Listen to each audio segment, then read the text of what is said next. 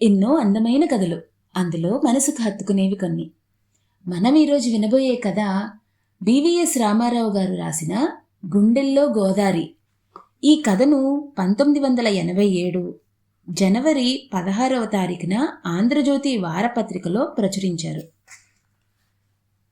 ఇక విందామా ఈ కథని. శుభానికైనా అశుభానికైనా అందరూ కలిసికట్టుగా ఉంటారు బంగారపేట జనాభా. ఆ ఉదయం శుభకార్యమే జరుగుతోంది. దానికి వాడికి పెళ్ళి. ముహూర్తానికి ఇంకా అరగంట టైం ఉందనగానే తూతూ మంత్రం చెప్పి తాళి కట్టించేయాలని తొందరపడుతున్నాడు పంతులు. గోదావరి వరద మంచి పోటులో ఉంది. ఎగువనున్న పోలవరం దగ్గర ఊటకు గట్లు నాని అండలండలుగా పడిపోతున్నాయన్న పుకారు తెల్లారగట్టే విన్నాడు పంతులు. అదే నిజమైతే గండిపడటం ఖాయం. ఈ లోతట్టు గ్రామం క్షణంలో మునిగిపోయి కొట్టుకుపోగలదన్న సంగతి పంతులకి తెలుసు. అందుకే ఎలాగో ఈ పెళ్లి అయ్యిందని పించేయడానికి హడావిడి పడిపోతున్నాడు.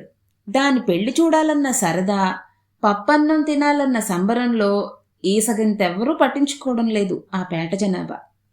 పూరెళ్ల నడుమ పాటదిబ్బను సాపు చేసి అలికి ముగ్గెట్టి దానిమీద ఎత్తుగా షామియానా వేసి దాంట్లో 2 ఇనుప కుర్చీలు వేసి దాన్ని వాణ్ణి కూర్చోబెట్టారు.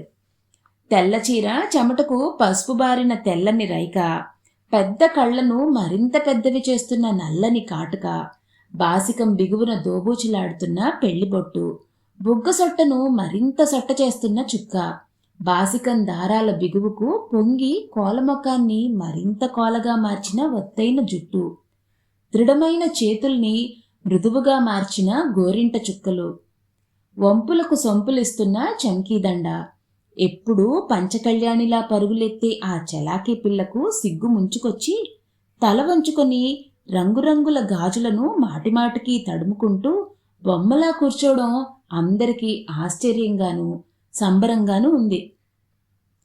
ఇంకా టైలర్ కొట్టు వాసన వదలని తెల్ల చొక్కా, అంచులున్న తెల్ల పంచె, తలపాగా వదులవ్వకుండా కాస్తున్న బాసికం, కర్పూరం హరించిన చెంకీదండ వేసుకుని నల్ల కళ్ళజోడులో నుంచి దిక్కులు చూస్తూ అక్కడ ఆడంగులందరికన్నా తనకు కాబోయేదే అందగత్తె అన్న ధీమాతో కాలు మీద కాలేసుకొని దిబ్బ అదిరేలా కాళ్ళు ఊపేస్తున్నాడు దాని పక్కన కూర్చున్న ఆ కాబోయేవాడు.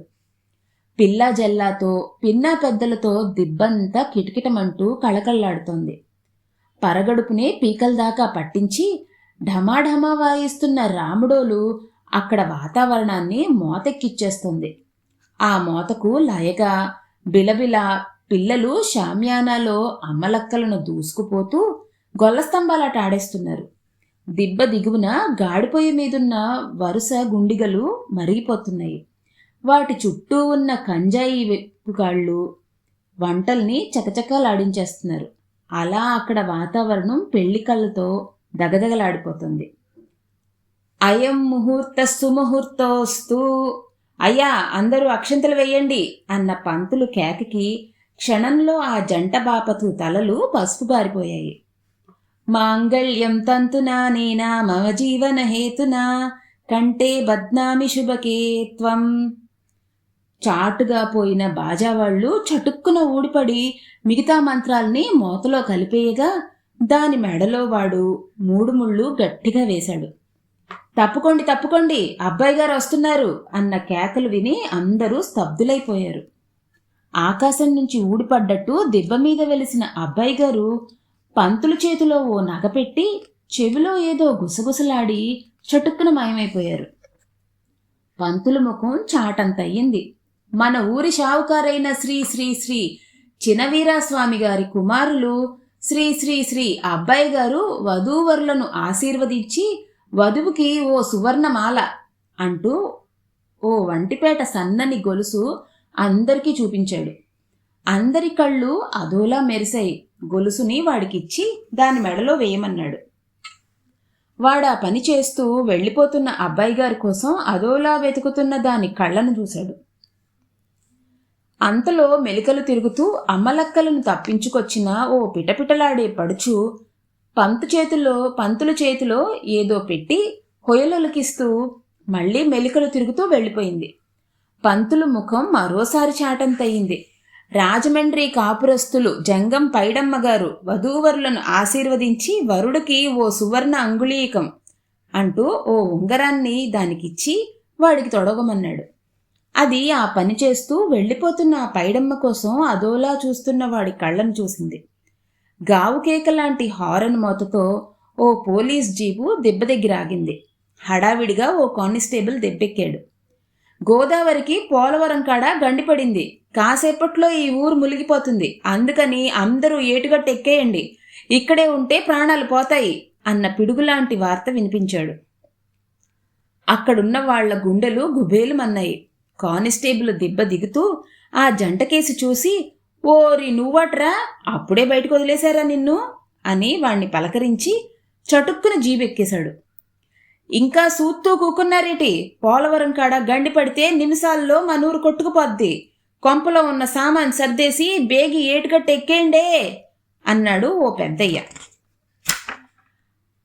అసలే పున్నమిపోటు, వరద ఓ పట్టున లాగదు, సేతికందిన తిండి గింజలు కూడొండుకోవడానికి గిన్నెలు పట్టుకుపోండి, తక్కిన సామాను సంగతి దేవుడెరుగు అని గట్టిగా అరిచాడు ఓ చిన్నయ్య.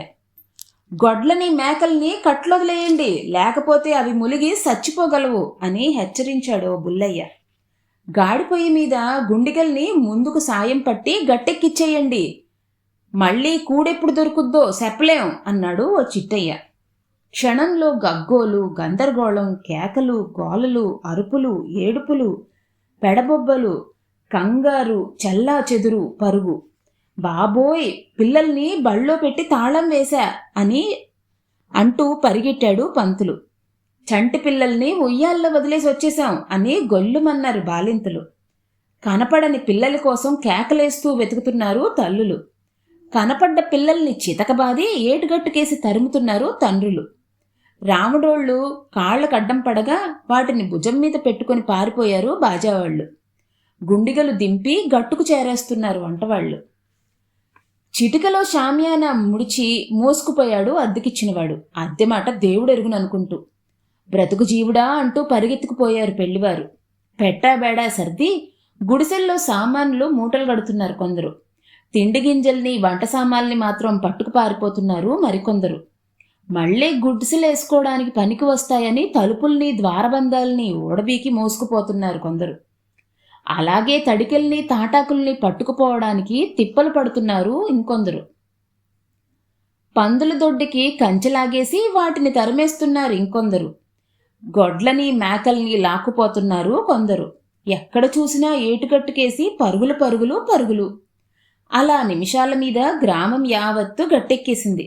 దాంతో అంతవరకు కళకళ్లాడుతున్న ఆ ఊరు అమాంతం వెలవెలబోయింది.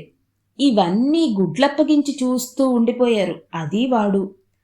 ఎన్నాళ్లుగానో ఎదురుచూసిన పెళ్లి గడియలు ఎట్టకేలకు రాగా అవి ఇంత దారుణంగా ఉంటాయని ఊహించుకోలేదు ఆ జంట. కళ్ళ ఎదురుగా జరిగిపోతున్న వాటిని చూసి కూడా నమ్మలేక కొయ్యబొమ్మల్లా ఉండిపోయారు అది వాడు. దూరంగా హోరు వినబడింది. గట్టుమీద జనం పొలికేకలు, అరుపులు ఎక్కువయ్యాయి. కుక్కలు మొరుగుతున్నాయి. చుట్టూ ఉన్న కంచెలు, కంపలు దడదడలాడాయి. గూళ్లల్లో వదిలేసిన కోళ్ల రెక్కల టపటపలు, కిచకిచలు వినపడ్డాయి. గాడిపోయి చెమ్మగిల్లి పొగలతో ఆరిపోయింది. చూస్తూ ఉండగా ఆ దిబ్బ చుట్టూ ఉన్న నేల కూడా చెమ్మగిల్లింది. తడి నేల మీద నురగలతో నీరు చుట్టూ పాకుతూ కనిపించింది. అలా చోటు చేసుకున్న చిక్కని నీరుని స్థిమితంగా ఉండనీయకుండా వెనకాలే ఓ కెరటం వచ్చింది. ఆ కెరటంతో పాటే ప్రవాహం. ఆ ప్రవాహం విజృంభించింది. సుళ్ళు తిరుగుతూ అక్కడ ఉన్న గుడిసెలని చుట్టుముట్టింది. మట్టి గోడలు నాని ఒరిగిపోయాయి. కుప్పలు కుప్పలుగా కూలిపోయాయి. ద్వారబంధాలు మెలితిరిగిపోయాయి. నారతో బిగించిన తడికెలు, తాటాకులు, కట్లు విడి ప్రవాహాన్ని కప్పేశాయి. కర్రా కలప, పుల్లా పుడక, ఆకు అలము, చెత్తా చెదారాలు కరిగి ద్రవరూపంలో ప్రవహిస్తున్నట్లు అనిపించింది. పాటి దిబ్బ తడిసి పొంగింది. మట్టివాసన వేసింది. క్షణంలో దిబ్బ పైభాగం చమిర్చింది. అది తన పాదాలను చూసుకుంది. పారాణి కరిగి నీళ్లల్లో కొట్టుకుపోతుంది. పాదాలు దిబ్బలోకి మెల్లిగా దిగిపోతున్నాయి. వాడికేసి చూసింది. వాడు కొయ్యబారిపోయి చూస్తున్నాడు. నీకేతొచ్చా అడిగింది. వచ్చును, కాని ఆ జలప్రయాళయాన్ని చూసి భయపడి రాదన్నాడు. మరందరితో పాటు లగెత్తక ఈడే ఉండిపోయావేం?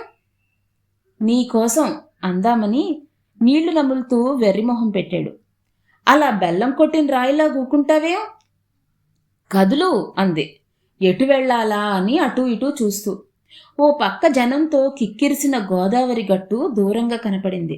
మరోపక్క పొలాల మధ్య షావుకారు గారి ఎడ్ల సావిడి, దాని చుట్టూ ఉన్న ఎత్తైన ప్రహరీ కాస్త దగ్గరగా కనపడ్డాయి. గట్టుకేసి పోదామన్నాడు వాడు. ఆడ ఉప్పరిగోతులుంటాయి, 2 నిలువలుంటుంది, అయినా ఎదురీదలేం, ఇటే పోదాం. కుచ్చిళ్ళు వదిలిచేసి చీరను పైకి లాక్కట్టి కొంగు బిగించి దెబ్బ దిగింది. ఛాతీ ములిగి కాళ్ళు తేలిపోసాగాయి. ఊడిపోతున్న తలపాగా అరచేతులతో కాస్తూ దిక్కులు చూస్తున్నాడు వాడు. బేగిరా అనర్చింది. తలపాగా నడుముకు బిగించి పాదాలతో దిబ్బను తడుముతూ నీటిలోకి దిగి దాని జబ్బట్టుకు నిలబడ్డాడు. పాటి దిబ్బ అడ్డుగా ఉండటంతో దిబ్బ వెనుక ప్రవాహం జోరు కాస్త మందంగా ఉంది. పక్కనే నీటిలో డింకీలు కొడుతున్న అరవేణి కుండలలో ఒక పెద్ద కుండల్ని 2 అందుకుంది. ఒకటి వాడికిచ్చింది. సుడు, ఈ కుండనిలా ఓ సేత్తో పట్టుకొని మరో సేత్తో నీటిని తోస్తూ కాళ్ళు కొడితే తేలి ముందుకు పోతాం, ఓసారి చేయి చూద్దాం. అలాగే చేశాడు. వాళ్ళు కాళ్ళు కొట్టుకుంటూ కాసేపు నీళ్ళల్లో తేలాడు.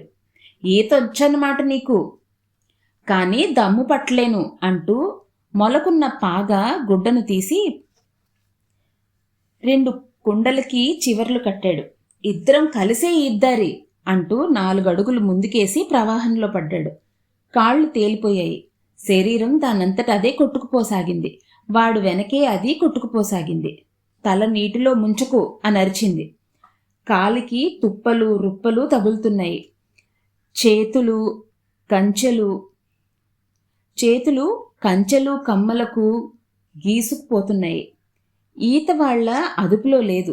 ప్రవాహంలో ఎటు కొట్టుకుపోతున్నారో వాళ్లకే తెలీదు. ఆగుదామంటే కాళ్ళు నిలబడవు. వాడికి దమ్ముపోయి శోషొచ్చేలా ఉంది. ఇంతలో కుండల మధ్య కట్టిన కండువాకి ఒక తాటి చెట్టు అడ్డం వచ్చింది. అమాంతం ఇద్దరూ మెలితిరిగి ఉక్కిరిబిక్కిరై ప్రవాహానికి ఎదురు తిరిగారు. కండువ తాటి చెట్టుకి లొంగు చుట్టుకుపోయింది. కుండలు ఢీకొట్టి పగిలిపోయాయి. కండువ చివర్లు పట్టుకొని ప్రవాహానికి ఎదురుగా తేలసాగారు. కానీ ప్రవాహం వాళ్లని వెనక్కి లాగేస్తోంది. శక్తిని కూడగట్టుకుని కండువాని లాగుతూ తాటి చెట్టుని వాటేసుకున్నాడు వాడు. కండువాని అలాగే పట్టుకొని వాడి పక్కనే తేలి ఉందది. ఇద్దరూ కాసేపటికి తేరుకున్నారు. లాగేస్తున్న శరీరం మణుగుల కొద్దీ బరువెక్కసాగింది. దాని చేతులు పీకాయి. అతి కష్టం మీద వెనక్కి తిరిగి చూసింది. షావుకారి గారి దూడల చావిడి ఇంకా ఎంతో దూరంలో లేదు. ఇదిగో చూడు, నా చేతులు ఇరిగిపోయేలాగున్నాయి, నువ్వు సెట్టెక్కి కూకో, నేనెట్టాగో ఆ సావిడి కాడికి ఈదెత్తాను అంటూ చటుక్కున చేతులు వదిలేసింది. త్రుటిలో శరీరం చక్రంలా తిరిగిపోయింది. అవయవాలు పట్టుతప్పాయి. వదులైన చీర కాళ్లకు అడ్డం పడింది. దొర్లిపోతున్న శరీరానికి బారచాపిన చేతులు అడ్డు తగులుతున్నాయి. దాంతో సుడులు తిరుగుతూ బంతిలా ములుగుతూ తేలుతూ కొట్టుకుపోసాగిందది. ఉన్న కాస్త స్పృహలో మనసుకి బాహ్య ప్రపంచంతో సంబంధం తెగిపోయింది. ఆ క్షణంలో చావడం అంటే ఎలా ఉంటుందో అన్న సంగతి మాత్రం గ్రహించగలిగింది. ప్రాణాలు ఎలా పోతాయో స్వయంగా అనుభవించింది. ఆ అనుభవానికి నేపథ్యంగా గోదారి తల్లి కాపాడు అంది మనసులోని మనసు, అంతరాత్మ. వాడు బరబరా 4 బారల తాడి చెట్టు ఎక్కేసి కొట్టుకుపోతున్న దాన్ని చూస్తూ ఉండిపోయాడు. దాని శరీరం ప్రవాహంతో పాటే ప్రహరీని గుద్దుకొని గోడవారే సాగుతూ పోయి మూసిన ఇనప ఊచల గేటుకి అంటుకుపోయింది. ఎత్తునుంచి చూస్తున్న వాడికి బుడగలా ఉబ్బిన బట్టలు, తేలిపోతున్న నల్లని జుట్టు మినహా దానిలో ఎలాంటి చలనం కనబడలేదు. కళ్ళకెదురుగా ఒక వ్యక్తి ప్రాణాలు పోతుండగా చూడటం వాడికి ఇదే మొదటిసారి. కళ్ళు గట్టిగా మూసుకుని చెట్టుని బలంగా వాటేసుకుని బిగుసుకుపోయాడు. తనకు పెళ్ళయిందని, ఆ కొట్టుకుపోయింది తన పెళ్ళామని గుర్తుకొచ్చింది. చంటి పిల్లాడికి బొమ్మనిచ్చినట్టే ఇచ్చి తిరిగి లాగేసుకుంటే ఏడ్చినట్టుగా గుక్క పెట్టి ఏడవసాగాడు. అలా కొంతసేపు ఏడ్చి ఓదార్చేవాడు లేక వాడిని వాడే ఓదార్చుకున్నాడు. అది అప్పటికే ఆమడ దూరం కొట్టుకుపోయి ఉంటుందని తెలిసి కూడా కడసారి చూపుల కోసం ప్రహరీ గట్టుకేసి చూశాడు. చూస్తున్న దృశ్యం నమ్మలేకపోయాడు. ఆకాశం దద్దరిల్లేలా ఓ పిచ్చి అరుపు అరిచాడు. అది పట్టరాని సంతోషంతో ఎవడో రాక్షసుడు అరిచినట్టుంది. గేటు కంటుకుపోయిన దానిలో చలనం కనిపించింది. అది గేటు మీదకి మెల్లగా ఎగబాకి గోడ చేరి దాని మీదకెక్కేసి వాలిపోయింది. కొన్ని వేల మణుగుల బరువు దిగినట్టు నిట్టూర్చాడు. శరీరం దూదిలా తేలికైపోయింది. అనుకున్న ఆపత్తు తప్పిపోవడంతో లేని శక్తి తిరిగి వాడిలో ప్రవేశించింది. ఇదిగో చూడు, నువ్వు ఆడ్నే ఉండు, నేనే ఆడు కొత్త. ఆ పెంకుల సావిడెక్కేద్దారి ఉత్సాహంతో ఉక్కిరిబిక్కిరై అరిచాడు. వాడి అరుపు విని భారంగా తలెత్తి చూసింది. వాడు ఒక చెయ్యి ఊపుతూ ఏదో అరుస్తున్నాడు. కానీ వరద హోరుకి వినపడక సంగతేమిటో అర్థం కాలేదు దానికి. ఏమిటి అని అడగడానికి ఇంకా శ్వాస పూర్తిగా అందడం లేదు. వాడు ఒక బార కిందకి దిగాడు. అది మెల్లగా చీర సర్దుకొని గోడ మీద చతికిలబడింది. వాడు మరో బార కిందకి దిగి మళ్లీ అరిచాడు. వాడేం చేయబోతున్నాడో ఊహించగలిగింది. వెంటనే వద్దన్నట్టు చెయ్యి ఊపింది. వాడు మరో బార కిందకి దిగాడు. సత్తవురా సచ్చినోడా, గట్టిగా అరిచింది. వాడికది వినపడలేదు. గేటుకి అవతల వైపు గోడ భాగం పొంగుతున్న వరద తాకిడికి దబేలుమని పడి పెద్ద కెరటం లేచింది. అదిరిపడి బరబరా డేకుతూ ప్రవాహానికి వాలుగా ఉన్న గోడను చేరింది. ఎప్పుడు దూకి ఎలా వచ్చాడో వాలుగోడ మలుపులో గోడెక్కుతున్నాడు వాడు. వాణ్ణి చూసి తెల్లబోయింది. వాడు గోడ మీద పాకుతూ దానిని చేరాడు. ఈలోగా ప్రవాహానికి అడ్డంగా ఉన్న గోడ పూర్తిగా తెగిపోయింది. అమాంతం వాడిని వాటేసుకుంది. ప్రహరీ ఆవరణలో ప్రవాహం అల్లకల్లోలంగా ఉంది. విశాలమైన ఆ ఆవరణ మధ్య ఎత్తైన బంగళా పెంకుల సావిడి చూరుదాకా ములిగి ఉంది. సావిడి వారే ఓ పెద్ద గట్టిమేటు ఉంది. అది తేలి సావిడి చూరులో ఇరుక్కుపోయింది. కానీ ఆ గట్టిమేటు ప్రహరీకి చాలా దూరంగా ఉంది. తాడి చెట్టెక్కి హాయిగా కూకోక ఇలా ఎందుకు తెగించావు అంది వాడి బంధాల్లో నుంచి తప్పించుకుంటూ. నిన్నొగ్గేసి నాకు ఉండబుద్ధి వేయలేదు. సత్తే ఇద్దరం కలిసే సద్దామనిపించింది. మళ్ళీ బంధాలు బిగించాడు. దానికి కళ్ళు చెమ్మగిల్లాయి. ఇద్దరూ అదిరిపడ్డారు. ప్రవాహానికి అడ్డుగా ఉన్న సావిడి వెనుకున్న ప్రహరీ గోడ కూడా దబీమని విరిగిపడింది. ఇప్పుడు ప్రవాహం తిన్నగా సావిట్లోకి జొరబడింది. సావిట్లో తేలుతున్న తట్టాబుట్ట, చాపా చట్రా, చిట్టు, తవుడు వగేరాలు బయటపడి వడిలో కొట్టుకుపోతున్నాయి. గడ్డిమేటు చేరగలిగితే దాని మించి సావిడి పైకప్పు సులువుగా ఎక్కొచ్చు. నీటి మట్టం ఎంత పెరిగినా అంత ప్రాణభయం ఉండదు. కానీ గడ్డిమేటు చేరటం ఎలా? మధ్యలో ఉధృతమైన ప్రవాహం ఉన్నప్పుడు. ఏదైనా వెదురు బొంగు దొరికితే బావుండును. డొంకిన కట్టి గడ్డిమేటిని గోడవైపుగా లాక్కోవచ్చును అనుకుంది. ఆకాశంలో పెద్ద రొద చేస్తూ ఒక హెలికాప్టర్ పోతూ ఉంది. అంత ఇదిలోనూ వాడి ఒళ్ళు పులకరించి కళ్ళు మెరిశాయి. ఏంటి ఓడు అన్నాడు దానికేసి చూస్తూ వాడు. దానిలో ముఖ్యమంత్రి గారు లేకపోయినా నీళ్లల్లోకి ఒరిగి కొట్టుకుపోతున్న ఓ వెదురుగెడను ఒడుపుగా అందుకోగలిగిందది. మరో చిన్న కర్రను అందుకున్నాడు వాడు. గెడ చివర చీల్చి పుడకను అడ్డంగా గుచ్చి చీరంచు చించి డొంకిని తయారు చేసిందది. డొంకినీని దూరంగా ఉన్న గడ్డిమేట్లో గుచ్చాడు వాడు. ఇద్దరూ కలిసి గెడను లాగారు. సగం చూరులో కూరుకుపోయిన గడ్డిమేటు ఊగుతూ ఉండిపోయింది గాని ముందుకు జరగలేదు. బలంగా లాగారు. డొంకిని ఊడిపోయి గెడ బయటకు వచ్చేసింది. లాభం లేదని చూస్తూ ఉండిపోయారు. నీటి మట్టం బాగా పెరిగిపోయింది. ఎత్తైన ప్రహరీ మీద కెరటాలు పాకుతున్నాయి. వానలు కురిసి వెలిసాకే గోదావరి పొంగుతుంది. గోదావరి పోట్లో ఉండగా ఎండకాయటం ఎన్నో ఏళ్లగా రివాజు. ఆకాశం తెల్లగా ఉంది. సూర్యుడు నెత్తిమీదున్నాడు. ఆ మండుటెండలో ఎర్రని కెరటాలు జిగేలు జిగేలుమని మెరుస్తున్నాయి. గుండెలదిరేలా పెళపెళ శబ్దం. పోలవరం ఫారెస్ట్ డిపోలో నుంచి తేలి కొట్టుకొచ్చిన మద్ది దుంగలు లాటుగా వచ్చి ఆ సావిడిని ముట్టడించి ఢీకొట్టాయి. బ్రహ్మాండమైన ఆ సావిడి కుప్పకూలిపోయింది. అగ్నిపర్వతం బద్దలైనట్టు నీరు చుట్టూ పువ్వులా లేచింది. చుట్టూ మిగిలున్న ప్రహరీలు అదిరిపోయాయి. చూరులో ఇరుక్కున్న గడ్డిమేటు విడిపడి ప్రవాహానికి వేగంగా గోడను ఢీకొట్టింది. ఇవన్నీ రెప్పపాటులో జరిగిపోయాయి. పట్టుకో పట్టుకో అంటూ గడ్డివాము పురిని గట్టిగా పట్టుకుందది. గుప్పెడు పరకలు పట్టుకొని వాడు మేటెక్కి కెవ్వున కేకెట్టాడు. పురి పట్టుకొని తాను ఎక్కింది గడ్డిమేటు. కూసం విడిచిన నల్లత్రాచు పడగిప్పి బారెడు పొడుగున లొంగు చుట్టుకొని ఉంది. దానికి ఎదురుగా వాడు గజగజలాడుతున్నాడు. కదలకండా కూకో, అదేం చెయ్యదులే అంటూ మెల్లిగా వాడి పక్కన చేరింది. పాము అటు వాడిని ఇటు దీన్ని పడగ అటూ ఇటూ తిప్పుతూ చూస్తోంది. గడ్డివామి కూలిన సావిడి ప్రహరీ గోడల మధ్య ఊగిపోసాగింది. ఆ ఊపుకి భయపడి బుస్సుమని గడ్డిమేటుని కాటేస్తుంది ఆ పాము. పొడుగాటి గడ్డి పరకను పడగకేసి చూపుతూ హుష్ హుష్ అంది అది. పడగని వెనక్కి చాచి చుట్టను వదులు చేసి కాస్త కాస్త వెనక్కి తగ్గసాగింది పామును. చేతిలో పరకను ఉండగా చుట్టి పడగకేసి విసిరిందది. దానికి బెదిరి పడగను ముడిచి వెనక్కి సాగి నీళ్లల్లోకి దిగిపోయింది పాము. దాని ధైర్యానికి నిర్ఘాంతపోయి చూస్తున్నాడు వాడు. తామింతవరకు కూర్చున్న ప్రహరీ గోడ కూడా దబేల్న కూలి పెద్ద కెరటాన్ని లేపింది. దాని తాకిడికి గడ్డిమేటు తెరిపిన పడి ప్రవాహంలో మెల్లిమెల్లిగా కొట్టుకుపోసాగింది. హమ్మయ్యా అనుకొని అలసిపోయిన ఆ ఇద్దరూ ఆ విశాలమైన గడ్డిమేటు మీద చెరో పక్క కాళ్ళు చేతులు బారచాపి వెల్లకిల్లా పడుకొని కళ్ళు మూసుకున్నారు. గడ్డివాము 2 వంతులు తేలి 3వ వంతు ములిగి ఉంది. దిబ్బల్ని గుండాల్ని దాటుతూ చుక్కాన్ని లేని తెప్పలా గిరగిరా తిరుగుతూ ఊగుతూ సాగిపోతుంది. వాడు చొక్కా బనీను విప్పేసి పిండి ఆరబెట్టుకుంటున్నాడు.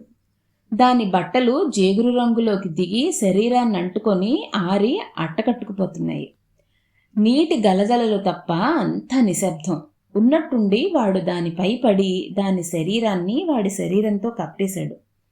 మగతలో ఉన్న అది బిత్తరపోయి కెవ్వుమంది. గడ్డివాము దేనికో గుద్దుకొని గిరగిరా తిరగసాగింది. ఏవో కొమ్మలు రెమ్మలు పైనున్న పరకలని ఒలిచేస్తున్నాయని తెలుసుకుందది. తిరిగి కాసేపటికి ఆ మేటు నడక సాగించటంతో వాడు లేచాడు. వాడి వీపు మీద తుమ్మముళ్ళు గీరేసిన రక్తం చారలు కనపడ్డాయి. సంగతి అర్థమైంది దానికి. అప్పుడు తెలిసొచ్చింది దానికి తన బాగోగులు చూసుకోవడానికి ఒక తాళి కట్టిన మొగుడున్నాడని, వాడిలాగే తన కోసం ప్రాణాలైనా లెక్క చెయ్యడని. చీరకొంగు నీళ్లల్లో ముంచి వాడి గాయాల్ని కడిగింది. కండలు తిరిగిన వాడి శరీరం నేరేడు పండులా నిగనిగలాడుతోంది. వాడి కళ్లల్లోకి సూటిగా చూసింది. అవి చిలిపిగా అమాయకంగా కనపడ్డాయి. 2 చేతులు సాచింది. వాటిలో ఇమిడిపోయి కరిగిపోయింది వాడి విశాలమైన ఛాతి. ఇద్దరూ గడ్డిమేటులో కూరుకుపోయారు. కనీ వెర్రి ఎరగని వరదొచ్చింది గోదారికి. దానికి సాయం పౌర్ణమి పోటుకి సముద్రం పొంగి వరదని నిలకట్టేసింది. కొత్త నీరు పాత నీరు ఏకమై నదిలో నీటిమట్టం క్షణక్షణం పెరగసాగింది. దాంతో ప్రవాహం గట్లు దాటేసింది. ఇన్నాళ్లు గట్ల నడమ శాంతంగా సాగే గోదావరికి, ఇప్పుడు ఉధృతంగా పారే గోదావరికి అసలు పోలికే లేదు. ఎగువనున్న పోలవరం లగాయత్తు దిగువనున్న విఘ్నేశ్వరం దాకా గట్లు పొర్లి పారడంతో ఆ నది హద్దులు మీరి సర్వవ్యాప్తంగా విచ్చలవిడిగా ఉరకలేయసాగింది. పెళ్ళైన రేత్రి మొదటి రేత్రి చేసుకుంటారు అందరూ, మనం పగలే మొదటి రేత్రి చేసుకున్నాం అన్నాడు వాడు గట్టి పరకలను దులుపుకుంటూ. పాడు బుద్ధులు అంటూ కుచ్చిళ్ళు సర్దుకొని ఓరగా వాడికేసి చూసింది. వాడనుకున్నంత అమాయకుడు కాదనిపించింది దానికి. నేనోటి అడగనా అంది. ఏటో అడుగు. అదే ఆ పోలీసోడి సంగతి. నిన్ను చూసి బయటికెప్పుడొచ్చావురా అని అడిగాడు ఆ జవాను. అంటే నిన్నెప్పుడో లోనికి తోశారన్నమాట. సీసీ వాడెవడో నాకు తెలదో, వాడెవరిని చూసి ఎవడనుకున్నాడో అంటూ మొహం చాటేసుకున్నాడు. బుకాయిస్తున్నాడని అర్థమైంది దానికి. వాడంత సులువుగా బయటపడ్డని కనిపెట్టేసింది. పోనీ ఆ సంగతొగ్గేయి. ఆ పైడమ్మ నీకు సుట్టం కాదు కదా, మరి నీతో ఎందుకు సనువుగా ఉంది? నీకు దానికి ఏటో ఇది లేకపోతే నీకా ఉంగరం బహుమతి ఎందుకిచ్చింది? మరో ప్రశ్న తాపీగా వేసింది. అలా అయితే ఆ షావుకారు గారు అబ్బాయి నీకు సుట్టమనే బంగారు గొలుసిచ్చాడా? ఆడికి నీకు ఏదో ఇది లేకపోతే? ఎదురు ప్రశ్న వేశాడు, మనసులో పీకుతున్న దానిని కక్కుకుంటూ. నేను అలాంటి దాన్ని కాదు. షావుకారి గారి కాడ మా అయ్య పాలేరుగా పనిచేసేవాడు. ఆడు పోయాక మా యమ్మ ఆరికాడే ఆ పని ఈ పని చేస్తుంది. ఆరే మాకన్నీ సొత్తన్నారు. మరేటనుకున్నావో, ఈ గొలుసే కాదు, ఈ పెళ్లి ఖర్చులు కూడా ఆరే ఇచ్చారు అంది ఏడుపు గొంతుతో కళ్ళొత్తుకుంటూ. గొప్పోడైతే డబ్బిస్తాడు గాని గొలుసిస్తాడా? ఇందులో ఏదో తిరకాసుండి తీరాలి అని వాడికి అనిపించినా ఇప్పుడు ఆ సంగతి దేనికిలే అని ఏడవద్దని ఊరడించాడు దాన్ని. ప్రవాహానికి అడ్డంగా తాటి కట్టవ ఎదురైంది. ఆ కట్టవలో వరస తాళ్లు దగ్గరగా ఉన్నాయి. గడ్డిమేటు వాటిని తగులుకొని ఆగిపోయింది. అలా గడ్డివాము ఆగగానే వరద తగ్గేదాకా అక్కడే అలాగే ఉండిపోవచ్చునని అనుకున్నారు. వాడికి దాహం వేసింది. ఆ చిక్కని బురద నీటిని తాగాలనిపించలేదు. నాలుక చప్పరిస్తూ ప్రవాహం కేసి చూస్తూ ఉండిపోయాడు. గడ్డివాము ప్రవాహానికి ఒక అడ్డుకట్టలా నిలిచింది. కానీ ప్రవాహం ఒత్తిడికి తట్టుకోలేక వదులైపోతూ చుట్టూ పరకలుగా కొట్టుకుపోసాగింది. కాసేపు అలాగే ఉంటే మోపంతా చెదిరి పరకలుగా కొట్టుకుపోయే ప్రమాదం ఉందని గ్రహించారు అది వాడు. ఎలాగైనా గడ్డివాముని తాడికట్టవ నుంచి తప్పించాలని వాడి కాళ్లని తాడి చెట్టుకి తన్నిపెట్టి గడ్డివామును ప్రవాహానికి ఎదురుగా నెట్టసాగాడు. వాడికి అది కూడా తోడయింది. వెడల్పులో మేటు కొంత భాగం విడిపోయినా మిగతా భాగం కాస్త ఎడంగా జరిగింది. మరి కాస్త నెట్టారు, మరి కాస్త జరిగింది. అలా జబ్బసత్తువ కొద్దీ నెట్టగా గడ్డివాము చిక్కి సగమై తాడికట్టవ దాటి ప్రవాహంలో పడింది. హమ్మయ్యా అనుకున్నారు. అప్పటికే సూర్యుడు పడమటికి పూర్తిగా వాలిపోయాడు. ఏ క్షణంలోనైనా చీకటి పడచ్చు. ఆ ఇద్దరి బరువుకి గడ్డివాము ఊగిపోసాగింది. ఆ ఊపుతో పాటే వేగం కూడా పెరిగింది. అలా వేగంగా పోతున్న మేటు నుంచి గడ్డి పరకలు మరింత వేగంగా విడిపోసాగాయి. పరకలిడిపోతే ఆఖరికి సెరో గుప్పెడు కూడా మిగలవు. సీకట పడకుండా పై పరకలు పేని చుట్టూ కట్టి మేటు బిగించేయాలా సలహా ఇచ్చిందది. పరకలు పేనుతూ కుక్కుంటే సేకటడిపోద్ది, ఉండు చెబుతా అంటూ వాడి చొక్కాని గోచి పెట్టేసి పంచె విప్పి దానిని నిలువుగా చీరి ముళ్ళు వేశాడు. అది వాడు కలిసి దాన్ని తాడులా పేనారు. దానిని మేటుకు చుట్టి కింద మీద పడి ఎలాగో సాహసం చేసి కష్టపడి బిగించారు. మేటు బిగిసి నిలువుగా ఓ మోపులా తయారైంది. పక్కకి వాలి దొరలసాగింది. వాళ్ళు ములుగుతూ తేలుతూ దాన్ని వాటేసుకొని నిలదొక్కున్నారు. మేటు చివరి నుండి ఇంకా పరకలు విడిపోసాగాయి. అది తన చీరను కూడా ఒలిచి వాడికిచ్చింది. దాన్ని కూడా ఒక తాడులా పేని అడ్డానికి బిగువనిచ్చేలా మేటుకి చుట్టి బలంగా ముడేశాడు. దానితో ఆ మేటు నులుపలక మోపులా తయారైంది. పొద్దుగుంకి వెన్నెల కురవడం మొదలెట్టింది. ఇద్దరూ మోపు మీద వాలి పడున్నారు. నీటిమట్టం పెరిగిపోతూ ఉంది. వరద ఇంతలో తగ్గేలా లేదు. దూరంగా తాటికట్టవలు ఒకదాని వెనుక ఒకటి వరుసగా భూతాల్లా కనపడుతున్నాయి. ఇద్దరికి అంత చలిలోనూ చెమట పట్టి వణుకు దడా వేసింది. ఇన్ని తాడితోపులు ఈ గడ్డిమోపు ఈదాలంటే మోపు విడిపరకలైపోవడం ఖాయం. ఇప్పుడేం చేయాలో అర్థం కాలేదు వాళ్ళకి. ఆ వరుస తాడితోపే చిడిపి గ్రామం. గోదావరికి వరదొస్తే చిడిపికాడ గండి కొట్టమన్నాడు కాటన్ దొర. ఆడెవరు? ఆడో దొర. ఆడే ఈ గోదావరి తవ్విచ్చాడట, మా యమ్మ చెప్పింది. మన సావుకి కాకపోతే ఎవరు తమ్మిచ్చమన్నాడాడిని విసుక్కున్నాడు వాడు. మనం ఇట్టాగనే కూకుంటే తాడితోపులో ఇరుక్కుంటాం. ఈ మోపు నట్టుకొని అడ్డం ఈదేద్దారి, కూసింత దూరంలో గోదావరి గట్టు తగులుతుంది మనకి సలహా ఇచ్చిందది. అదే రైట్ అనిపించింది వాడికి. సై అంటే సై అని మోపు నట్టుకొని ఇద్దరూ గుడ్డిగా వడికి అడ్డంగా ఈదసాగారు. ఆ మోపు పట్టుకొని అలా ఈదుతుంటే వడికి అది ఐమూలగా ముందుకు జరగసాగింది. ఆగకు, ఇలాగే ఈదుకుంటూ పోతే గట్టు చేరిపోతాం అరిచింది. సరేలే, నువ్వు పట్టుకొని వదలమాకు, మోపు వెనక్కి వెళ్ళిపోతుంది అరిచాడు. అలా వాడు అది జబ్బలు పులిసేలా ఇది ఇది ఇది అలసిపోయి శోషొచ్చి మోపెక్కి వాలిపోయారు. గడ్డి మోపు వెనక్కి వెళ్ళక ముందుకి మరింత వేగంతో కొట్టుకుపోసాగింది. ఎదురుగా తాడికట్టవులు లేవు, నీరు ఆకాశం తప్ప. అంటే వాళ్ళు ఏటుగట్టు కూడా దాటి అసలు గోదాట్లోకి పడిపోయారన్నమాట. ఎటు చూసినా ఎర్రని నీరు, నీటి మీద నురగలు, అక్కడక్కడా కొట్టుకుపోతున్న ఏవో నల్లని శాల్తీలు. గడ్డిమోపు నీటిలో నాని సగానికి పైగా మునిగిపోయింది. దరిచేరేలోగా పూర్తిగా మునిగిపోవచ్చని వాళ్ళకి తెలుసు. కానీ వాళ్ళకొకళ్ళకొకళ్ళు తోడునటంతో చావడానికి కూడా భయం వేయటం లేదు. పోతే ఇద్దరం కలిసికట్టుగా పోతామన్న ధైర్యంతో ఉన్నారు. బతికున్న 4 క్షణాలు హాయిగా ఉందామనిపించింది. వత్తిగిల్లి వాడికేసి తిరిగింది. వాడు కాళ్ళు చేతులు బారచాపి మోపు మీద పడున్నాడు. వాడి తల నిమిరింది. వాడు దానికేసి తిరిగాడు. మసగ వెన్నెల్లో వాణ్ణి చూసింది. మనసులో ఏదో పీకింది. ఇదిగో చూడు, ఈ గడ్డిమేటు ఏ క్షణానైనా మునిగిపోద్ది. మనం గోదాట్లో మునిగి సావడం ఖాయం. సచ్చే ముందు నిజం చెప్పు. నా పెనిమిటి సత్తే అబద్ధం ఆడని సంబరపడి చచ్చిపోతా బతిమిలాడినట్టు అడిగింది. ఏటే ఎదవ గొడవ? అదే, ఆ పైడమ్మకి నువ్వంటే ఏంటంతిది?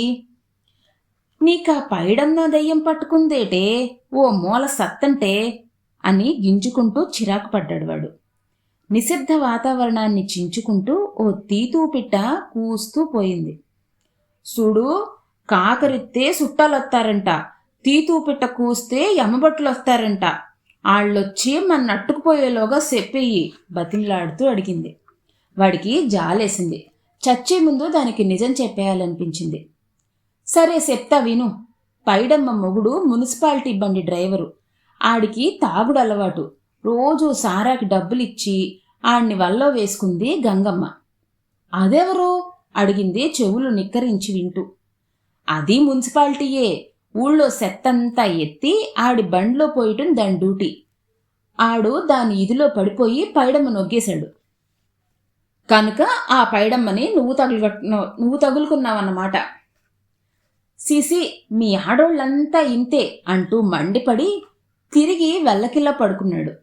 చేసిన పాపం చెప్పుకుంటే పోద్ది.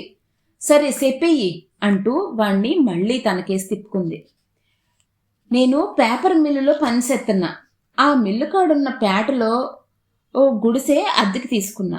ఆ గుడిసె ఎదురు గుడిసె పైడమ్మ గుడిసె. నువ్వు రైల్ స్టేషన్లో పనిచేస్తున్నావని చెప్పారు మీ వాళ్ళు. అది రైటే. గూడ్స్ బండిలో బొగ్గు దింపి పేపర్ మిల్లు లారీకి ఎగుమతి చేస్తారన్నమాట. పని స్టేషన్లో, కూలీ మిల్లులో. గడ్డిమోపు కుదుపుకి వాళ్ల కాళ్ళు తలలు నీళ్లల్లో తడుస్తున్నాయి. బేగి సెప్పు అంది చలికి వణుకుతూ. బొగ్గుమసితో ఒళ్ళంతా సిరాకెత్తిపోద్ది నాకు రోజు కొంపకు సేరగానే. అందుకే రేత్రిపూట స్నానం చేస్తా. ఓ రోజు సిల్లుకుండలో నీళ్లు కారిపోయినాయి. పైడమ్మ కాడికెళ్ళి నీళ్ళడిగా. సిమెంట్ గోళంలో నీళ్లున్నాయి, ఏడే పోసుకో అంది. నంగనాచి అనుకుంది. నా వీపు రుద్దుతానంటే సరేనన్నా. సబ్బురాత్తు ఎండ్రోయలు పులుసుండే, బేగి బట్టలేసుకొనిరా రుస్సుద్దుగాని అంది. దాని కైపు మండిపోను అనుకుంది. సరే ఎల్లా. అది ఎట్టిందల్లా తిన్నా. ఆడే తొంగోమంది. వద్దులే అన్నా. బలవంతం చేసింది. ఒళ్ళు మండిపోతూ వింటోందది. నిన్ను నా సెల్లిలా చూసుకుంటున్నానని తప్పని చెప్పా. సీపురు కట్టించుకు సితకబాది మళ్ళీ నా గుడిసెకాడికి రా, నీ కాళ్ళు ఎరక్కొడతా అని గెంటేసింది. దానికి నమ్మకం కుదరలేదు. నువ్వు అలాంటి సత్యహరిశ్చంద్రుడంటే నేను నమ్మను అంది పిడికెడితో వాడి బొగ్గ మీద పొడుస్తూ. వాడు దాని దగ్గరికి లాక్కున్నాడు. సీపా, నేను నీ పైడమ్మను కాను అంటూ వాణ్ణి తోసేసింది. నిజం చెప్పినా నమ్మరు మీ ఆడాళ్ళు. సరే మరి పోలీసోడు గొడవేటి, త్వరగా చెప్పు. కూలీ పెంచమని మేము స్ట్రైక్ చేసాం. సేత్తే చేసుకోండెహే అన్నాడు మా మేనేజరు. వారం చేశాక మాకు సిర్రెత్తుకుపోయింది. మిల్లు గేటు కాడ కాసి ఆడిని సితక్కొట్టి సొక్కా సెడ్డి సింపేశాం. ఆ టైంలో ఎవడో పేపరోడు ఫోటో తీశాడట.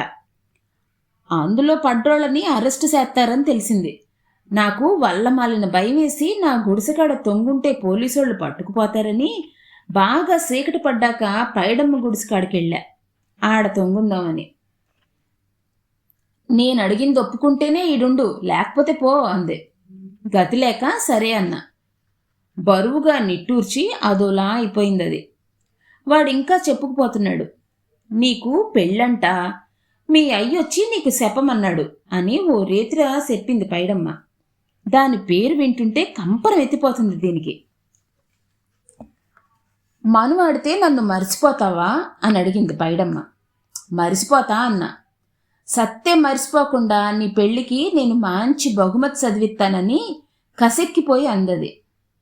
దానికి వంటి మీద తేళ్లు జెర్రులు పాకినట్టయింది. వాడు ఒక పరాయి వాడనిపించింది. వాడికి కొంచెం దూరంగా జరిగింది. వాడింకా చెప్పుకుపోతున్నాడు. ఓ రేత్రి పైడమ్మ చెప్పింది, ఈయాల నీకోసం పోలీసోళ్ళు ఆరా తీశారని, నువ్వీడుంటే మన పరువు పోద్ది, పెరట్లోంచి పారిపో అంది. అట్టా పారిపోతుంటే ఆ పోలీసోడే నన్ను అట్టుకుని బొక్కలో తోయించాడు అని పూసగుచ్చినట్టు జరిగిందంతా చెప్పేశాడు. వాడికేదో గుండె బరువు తొలగినట్టు అనిపించింది. కానీ దాని గుండె మాత్రం బరువెక్కిపోయింది. చూడు, నువ్వు కూడా నిజం చెప్పేయి. ఆ సావుకారుగాడి అబ్బాయిగాడు ఆ గొలుసు ఎందుకిచ్చాడో. అదలా మౌనంగా ఉండిపోయింది. సచ్చే ముందు నిజం చెబితే నా ఆలి అబద్ధాల కోరు కాదని సంబరపడి చచ్చిపోతా. నా యవ్వా, నిజం చెప్పాక నాకెంత హాయిగా ఉందో. నిజం చెప్పి చూడు, నీకే తెలుసుద్ది. దాని ప్రాణం చివుక్కుమంది. గడ్డి మోపు ఓ బెత్తడే నీటిపై తేలి ఉంది. మోపులోంచి నీళ్లు పైకి చిమ్ముతున్నాయి. నిజం చెప్పేయి, చెప్పేయి అన్నట్టు సూదుల్లా దాని వీపు మీద గుచ్చుతున్నాయి. వాడికేసి తిరిగింది. నిజంగా వాడు సత్యసారిశ్చంద్రుడే అని అనుకుంది. ఆకాశంలో కారు మబ్బొకటి వెన్నెలకు అడ్డుపడింది. దాంతో చుట్టూ చీకటి ఆవరించింది. ఆ చీకటికి మరింత చల్లేసింది. వణికిపోతూ చెప్పసాగింది. సావుకారు గారు అబ్బాయి మహాసెడ్డోడు. ఆడయ్యా పిసినారి. మా యమ్మ నా పెళ్లి చేయడానికి డబ్బు కోసం నానా కట్టాలు పడింది. ఎడమాన్ సిమ్మని సావుకారుని అడిగింది. ఆడు నేదు పొమ్మన్నాడు. ఆ పేటలో ఎవరైనా సర్దుతారేమోనని గడప గడపకు వెళ్ళి అడిగింది. అందరూ మొండిసేయి చూపెట్టారు. ఆఖరికి సావుకారు గారు అబ్బాయి గారు నడిగింది. ఆడియ్యాలా రేపు అంటూ శానాసార్లు తిప్పాడు. ఓ రోజు సావిడికాడ మా యమ్మ పిడకలేస్తుంది. దానికి నే సాయం చెప్తున్నా. అప్పుడు ఆడికొచ్చారు అబ్బాయి గారు. మా యమ్మని పిలిచారు. దాంతో ఏదో చాలాసేపు గుసగుసలాడారు. శూన్యంలోకి చూస్తూ వింటున్నాడు వాడు. వాడికి అప్పటికే సంగతంతా అర్థమైపోయింది. అది మిగతాది చెప్పసాగింది. ఆ రేత్రి 2వ ఆట సినిమా సొద్దరి పోలవరం వెళ్ళి అంది మాయమ్మ. శానాసార్లు అలా వెళ్ళాం. సరే అన్నా. సినిమా ఆలుకి పోకుండా లాంచీ రేవు కాడికి తీసుకుపోయింది మాయమ్మ. రేవులో తిప్పకాడ ఓ లాంచీ కట్టేసింది. అది అబ్బాయి గారి సొంత లాంచీ అన్నమాట. నువ్వు ఆ లాంచీ కాడకెళ్ళి అబ్బాయి గారు 500 ఇస్తారు పట్రా, నేను సినిమా హాల్ కాడ టికెట్లు తీసుకుంటా, బేగాడికొచ్చేయి అంది మాయమ్మ. నువ్వే ఆరికాడికెళ్ళు అన్నాను. నా కాళ్ళు పీకుతున్నాయి, ఆ తిప్పదాకా నడవలేను, నువ్వే ఎల్లు అంది. సరేనని వెళ్ళాక అబ్బాయి గోరిని సెయ్యి అట్టుకొని లాంచీలోకి ఈడ్చుకుపోయి సెరిశారు. నువ్వు వారిచ్చిన డబ్బులు తీసుకున్నావు అంతేనా అడిగాడు అబ్బాయి గారిని బండబూతులు తిడుతూ. అదేం కాదు, ఆడిచ్చిన డబ్బు ఆడి మొగానే కొట్టాను. సినిమా ఆలుకాడ మా యమ్మని పిచ్చ బూతులు పిచ్చి దొబ్బులెట్టాను. గొప్పోళ్లంతా ఇంతే, పళ్ళు పటపట్లాడించి నరాలుబ్బేలా పిడికిలు బిగించాడు. షావుకారు ఖరీదైన సావిడి ఉదయం వరదలో కుప్పగా కూలిన దృశ్యం మనసులో మెదిలింది. కసి తీరినట్టనిపించింది. మర్నాడు మా యమ్మ మంచం పట్టింది. సెడిందానివి ఎలాగూ సెడ్డావు, ఇచ్చిన డబ్బులు ఆరి మొహానికేసి కొడితే నీ పెళ్ళెలా చెయ్యనే అని గోలెత్తింది. పేట్రోళ్ళందరూ నా పెళ్ళని సంబరపడిపోతున్నారు. ఈ పెళ్ళి ఎలాగైనా ఆగకూడదనుకున్నా. సంధ్యాల సావిడికాడ కూకుంటే ఆడికి ఆ అబ్బాయిగాడు వచ్చాడు. నన్ను చూసి బెదిరిపోనాడు. అలా బెదురుతావేం, మా యమ్మకిత్తానన్న డబ్బులు న్యాయంగా దానికి ఇచ్చేసేయి అని చెప్పా. రేవుకాడికి నువ్వు రా, ఆడ నీకే ఇత్తాలే అన్నాడు. వాడు చెవులప్పగించి వింటున్నాడు. ఆడు చెప్పినట్టే ఎల్లా, వందిచ్చి రేపురా అన్నాడు. మళ్ళీ ఎల్లా, మరో వందిచ్చి రేపురా అన్నాడు. అలా 5 రోజులు వెళ్ళి 500 తీసుకున్నా. ఆడికి నేనంటే ఇంకా ఇది తీరలేదు. నీ పైడమ్మ చెప్పినట్టే చెప్పాడు. నువ్వు మనవాడి నన్ను మర్చిపోకుండా చేయడానికి నీ పెళ్లికి మంచి బహుమతి ఇస్తా అన్నాడు. చీకటి మరింత చిక్కబడింది. మబ్బులు కరిగాయి. సన్నని చినుకులు సూదుల్లా గుచ్చుకోసాగాయి. గడ్డిమోపు పూర్తిగా నాని ములిగి ములగకుండా ఉంది. ఇద్దరి మనసులు తేలికపడ్డాయి. పాపాలన్నీ పోయి పుణ్యం ఆవరించినట్టయింది. జన్మ తరించిపోయినట్టు అనిపించింది. ఇంకీ లోకంలో మరేమీ అక్కర్లేదనిపించింది. హాయిగా ఇద్దరం కలిసి ఆ లోకంలో కాపురం చేయొచ్చని తృప్తిపడ్డారు. దడదడ గుండెలు కొట్టుకుంటున్నాయి. అవి ఎప్పుడు ఎలా ఆగుతాయో అని కళ్ళు గట్టిగా మూసుకొని చూస్తున్నారు. కొన్ని నిమిషాలు గడిచాయి. ఏదో వాళ్ల శరీరాలని గుచ్చుతూ రాసుకుపోతున్నట్టు అనిపించింది. ఉలిక్కిపడి కళ్ళు తెరిచారు. బ్రహ్మాండమైన మోదుగు చెట్టు వరదలో కొట్టుకుపోసాగుతుంది. దాన్ని కొమ్మల్లో ఆ గడ్డిమోపు చిక్కుకుంది. చటుక్కున ఇద్దరూ చెరో కొమ్మ ఎక్కేశారు. అలా కొట్టుకొచ్చే చెట్లల్లో కొన్ని 100 పాములుంటాయని వాళ్ళకి తెలుసు. అయినా చావడానికి జలగండమైనా ఒకటే, సర్పగండమైనా ఒకటే అనిపించింది వాళ్ళకి. గుప్పెట్లో ప్రాణాలు పెట్టుకొని కొమ్మల మీద వాలిపోయారు. ఇద్దరికీ మొద్దు నిద్ర పట్టేసింది. అలా కొన్ని గంటలు గడిచాయి. ఫెళఫెళమంటూ కొమ్మలు విరిగిపోయాయి. అంత పెద్ద చెట్టు ఎందులోంచో దూసుకుపోతున్నట్టు అనిపించింది. అడలిపోయి ఇద్దరూ లేచారు. నదికి తోరణంలా ఉన్న రైలు వంతెన చేతులకు అందుతోంది. బ్రతుకు జీవుడా అంటూ ఒకళ్ళకి తెలియకుండా మరొకళ్ళు ఆ ఇనుప దూలాలు ఎక్కేశారు. వంతెన మీద నుంచి దానికోసం చెట్టంతా గాలించాడు వాడు. చెట్టు మీద అది ఎక్కడా కనబడలేదు. వంతెన మీద నుంచి వాడి కోసం చెట్టంతా గాలించిందది. చెట్టు మీద వాడెక్కడా కనబడలేదు. చెట్టు అదురికి అది గోదాట్లో పడిపోయింది కామోస్తుందనుకుని బోరున ఏడ్చాడు వాడు. ఏ రేతిలో పాము కాటేసిన వాడు చచ్చి మునిగిపోయి ఉంటాడని బోరున ఏడ్చిందది. అలా ఆ ఇద్దరు నది బారి నుండి తప్పించుకొని శోక సముద్రంలో పడి వంతెన మీద చీకట్లో నీడల్లా ఉన్నారు. మబ్బు తొలగింది. చీకటి పల్చబడింది. వాళ్ళిద్దరూ ఒకరినొకరు పోల్చుకోగలిగారు. వాళ్ళ ఆనందానికి అంతులేదు. పరిగెత్తుకెళ్ళి ఒకరినొకరు గట్టిగా వాటేసుకున్నారు. కౌగిలి బిగిస్తున్న వాడి వేళ్లలో దానికి దాగిన ఉంగరం పక్కలో బల్లెంలా గుచ్చుకున్నట్లయింది. వాడి వేళ్లట్టుకొని ఉంగరాన్ని పీకేసి కసిగా గోదాట్లోకి విసిరేసింది. అది చూసి చటుక్కున దాని మెడలో గొలుసు తెంచి కసిగా గోదాట్లో విసిరేశాడు వాడు. ఎందరో ప్రాణాల్ని, ఆస్తుల్ని, పాడి పంటల్ని, పల్లెసీమల్ని, మండలాల్ని, జిల్లాల్ని పొట్టన పెట్టుకున్న వరద గోదారి ఆ ఉంగరాన్ని, గొలుసుని కూడా ఆబగా కబళించేసింది.